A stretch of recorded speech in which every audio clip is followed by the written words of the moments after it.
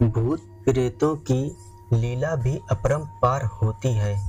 कभी कभी ये बहुत ही सज्जनता से पेश आते हैं तो कभी कभी इनका उग्र रूप अच्छे अच्छों की धोती गीली कर देता है।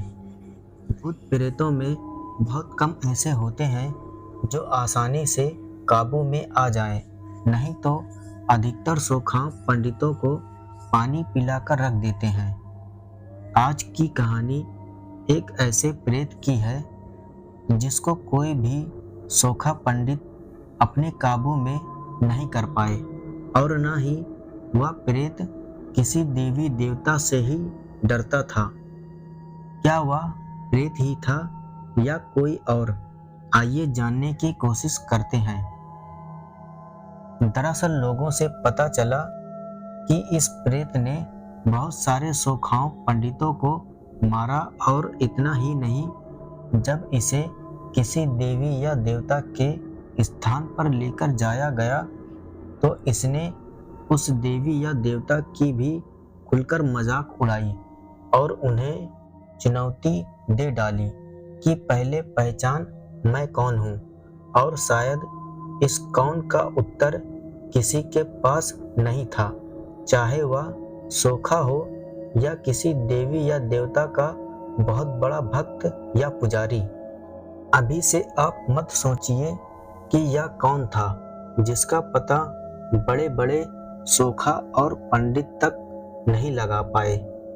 इस रहस्यमयी प्रेत के पहचान मैं कौन हूँ पर से पर्दा उठेगा और यह पर्दा शायद वह प्रेत ही उठाएगा, क्योंकि उससे अच्छा उसको कौन समझ सकता है।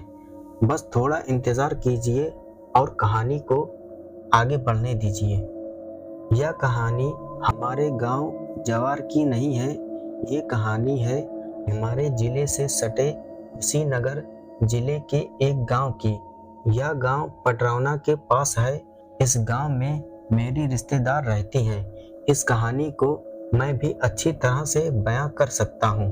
भूत प्रेतों की तरह से इस कहानी को रहस्यमयी न बनाते हुए मैं सीधे अपनी बात पर आ जाता हूँ। इस गांव में एक पंडित जी हैं जो बहुत ही सुशील, सभ्य और नेक इंसान हैं। यह कहानी घटित होने से पहले तक ये पंडित जी एक बड़े माने जाने ठेकेदार हुआ करते थे और ठेके के काम से अधिकतर घर से दूर ही रहा करते थे। हफ्ते या 15 दिन में इनका घर पर आना जाना होता था। ये ठेका लेकर सड़क आदि बनवाने का काम करते थे। इनके घर के सभी लोग भी बड़े ही सुशिक्षित एवं सज्जन प्रकृति के आदमी हैं।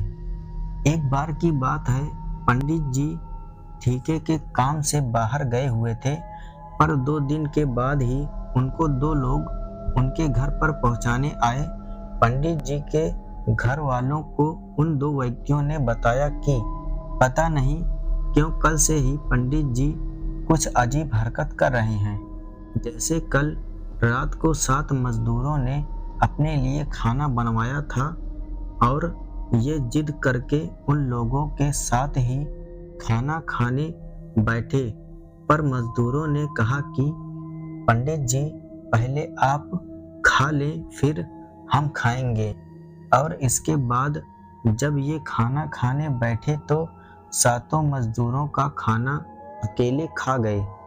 और तो और ये खाना भी आदमी जैसा नहीं, निशाचरों जैसा खा रहे थे।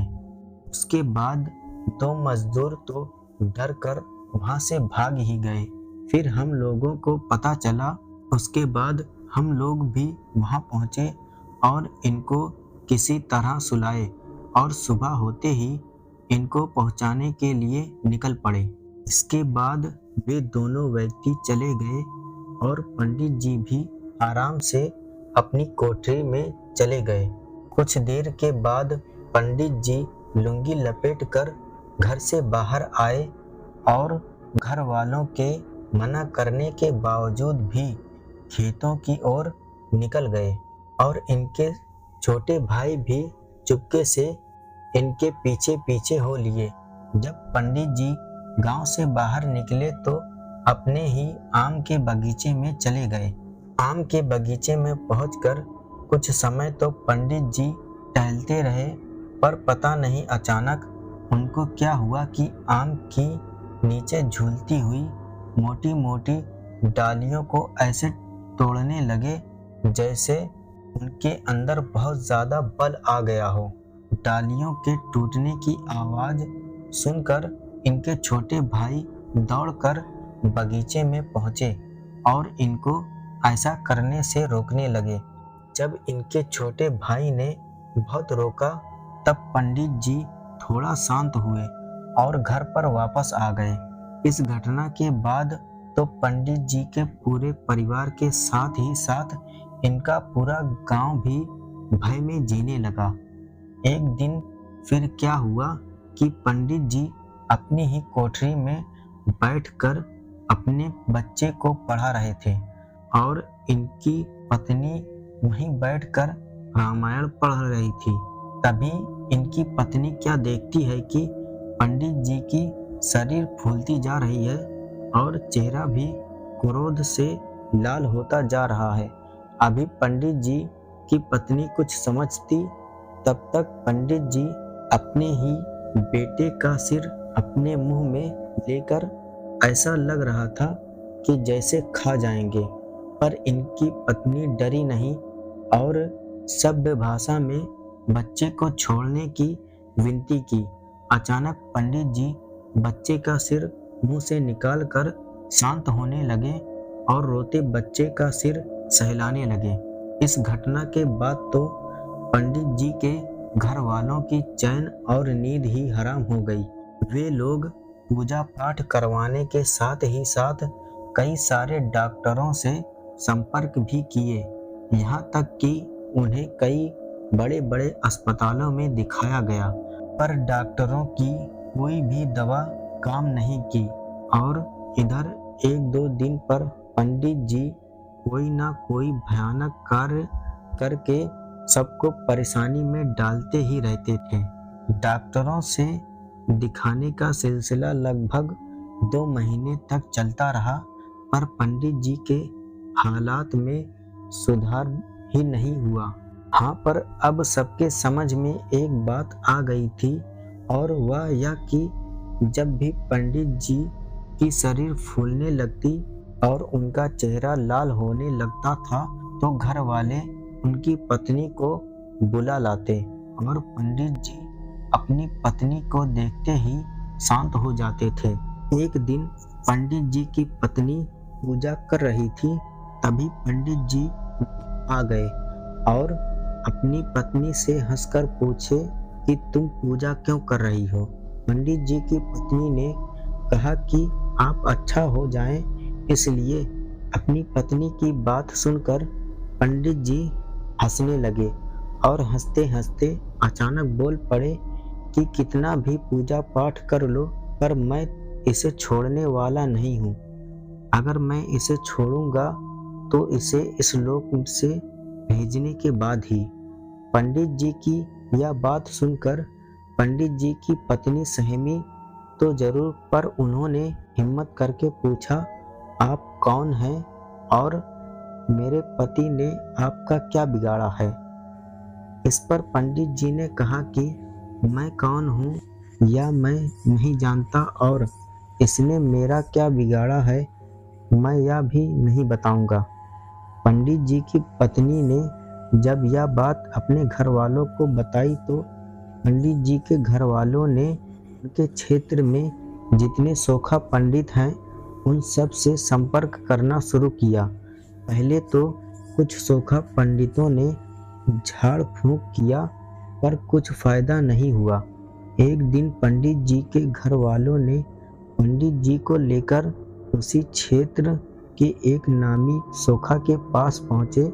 सोखा बाबा कुछ मंत्र पढ़कर और पंडित जी की ओर देखते हुए बोले कि तुम चाहे कोई भी हो, पर तुम्हें इसे छोड़कर जाना ही होगा, नहीं तो मैं तुम्हें जलाकर भस्म कर दूंगा। जब सोखा बाबा ने भस्म करने की बात कही तो पंडित जी का चेहरा लाल उठा और वे वहीं उस सोखा को कपड़े की तरह पटक पटक कर मारने लगे। फिर पंडित जी की पत्नी ने बीच बचाव किया और सोखा की जान बचाई। पंडित जी द्वारा सोखा की पिटाई की खबर आग की तरह पूरे क्षेत्र या कई जिले में फैल गई। अब तो कोई सोखा या पंडित उस पंडित जी से मिलना तो दूर, उनका नाम सुनकर ही कांपने लगता था।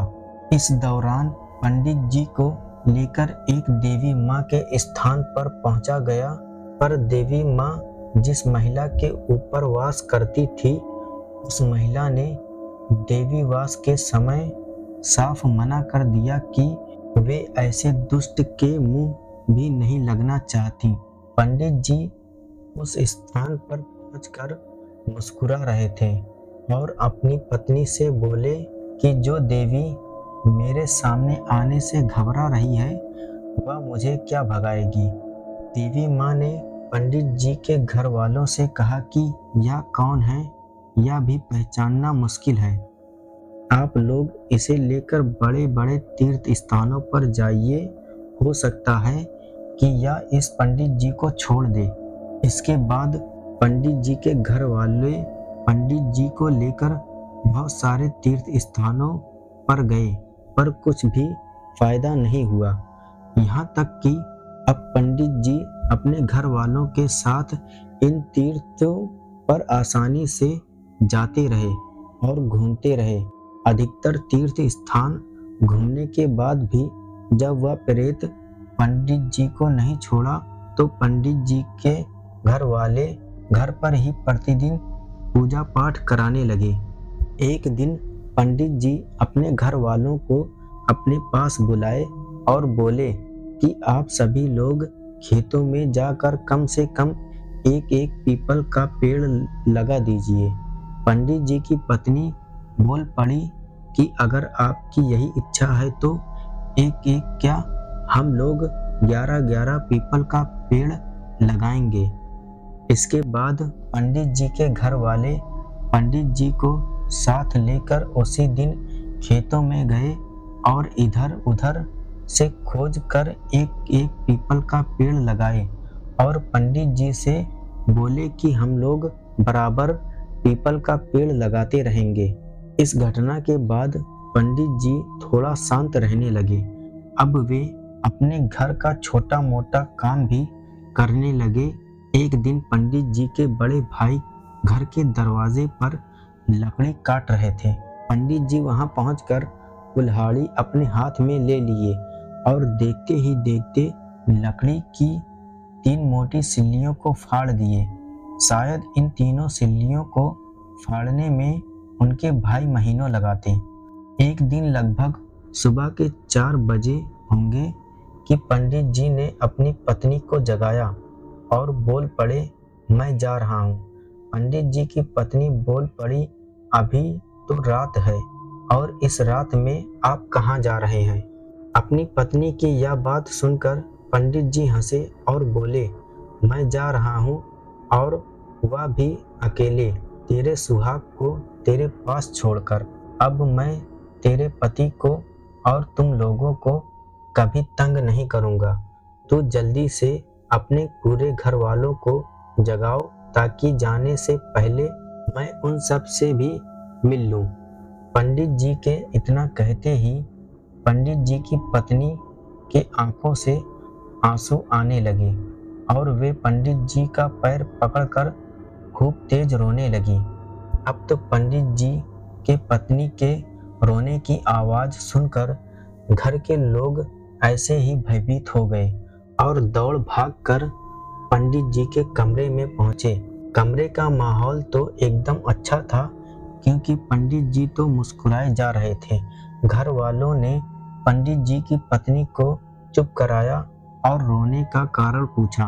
पंडित जी की पत्नी के बोलने से पहले ही पंडित जी स्वयं बोल पड़े कि अब मैं सदा सदा के लिए आपके घर से इस सदस्य को छोड़कर जा रहा हूँ।